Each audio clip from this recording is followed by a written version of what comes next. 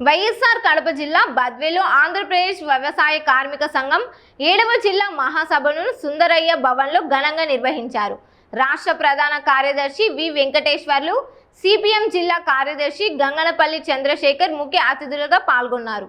RDO కార్యాలయం నుంచి నాయకులు, కార్యకర్తలు భారీ ర్యాలీగా సభ ప్రాంగణానికి చేరుకున్నారు.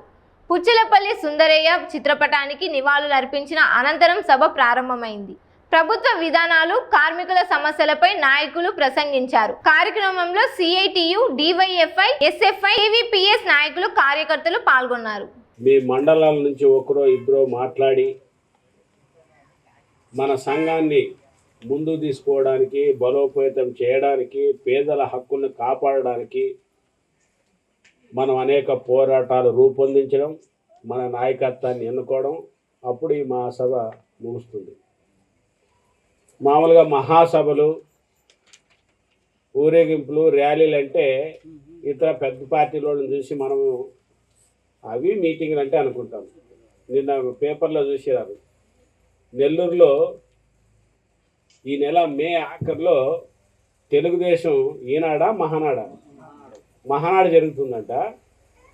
ఎక్కడ జరపాలి, ఎలా జరపాలి, ఎంతమందిని పిలాలి, ఏమేం భోజనం పెట్టాలని 4 రోజులు చర్చించారంట.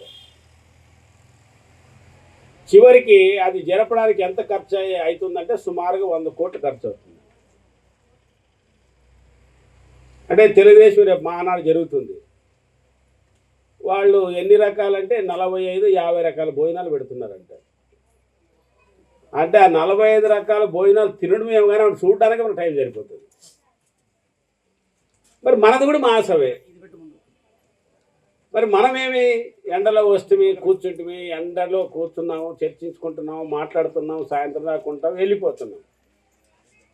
కానీ వాళ్ళు జరిపే మహాసభలకి మనము జరిపే మహాసభలకి తేడా ఏమంటే, వాళ్ళు జరిపే మహాసభలు ప్రభుత్వాన్ని ఎట్లా పాలించాలి, ప్రజల సొమ్ము ఎలా కొల్లగొట్టాలి, కోట్ల రూపాయలు ఎలా కూడబెట్టుకోవాలి, కాంట్రాక్ట్లు ఎట్లా పంచుకోవాలి, చివరికి వచ్చేలోపు వచ్చే ఎన్నికల్లో మనం ఎట్లా గెలవాలి, ఇది రాష్ట్రంలో పేదలు, కష్టజీవులు, కార్మికులు, రైతులు, యువతులు, మహిళలు వాళ్ళ బాధలు, వాళ్ళ కష్టాలను చర్చించరు.